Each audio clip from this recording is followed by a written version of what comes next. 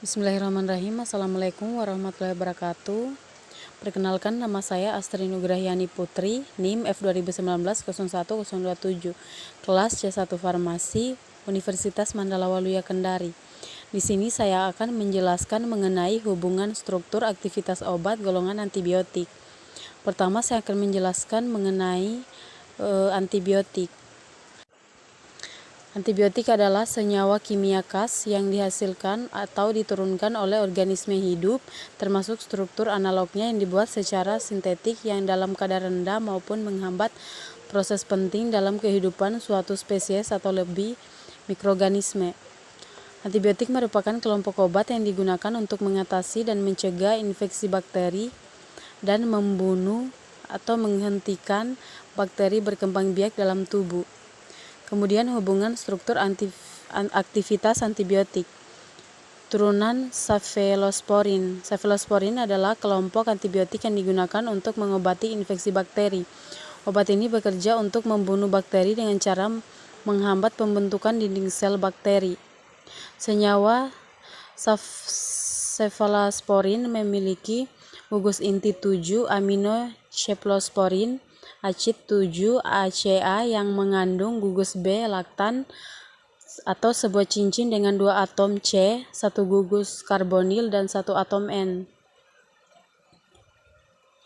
Hubungan struktur dan aktivitas. Yang pertama, pada umumnya turunan cephalosporin berbeda pada gugus-gugus yang terikat pada posisi 7 atau 3 dari cincin Cephem.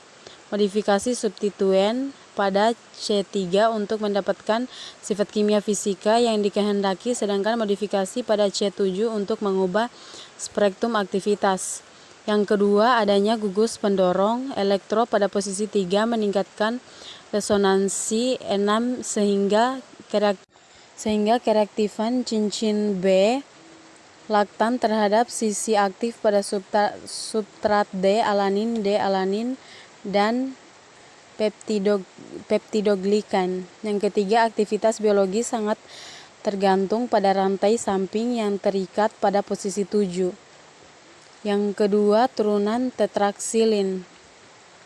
Tetraksilin merupakan antibiotik spektrum luas yang kegunaannya sudah menurun karena meningkatnya resistensi bakteri.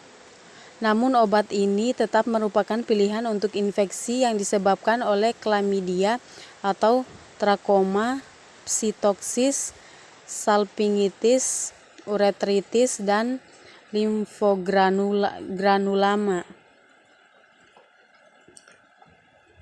Kemudian hubungan struktur dan aktivitas tetraskilin atau INN adalah antibiotik poliketida spektrum luas yang diproduksi dari genus Streptomyces dari antibakteri.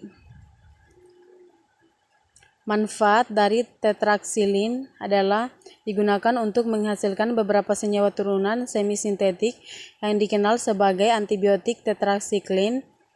Tetrasiklin umumnya diproduksi oleh beberapa anggota dari genus dan merupakan antibiotik yang umum digunakan untuk pengobatan pada manusia.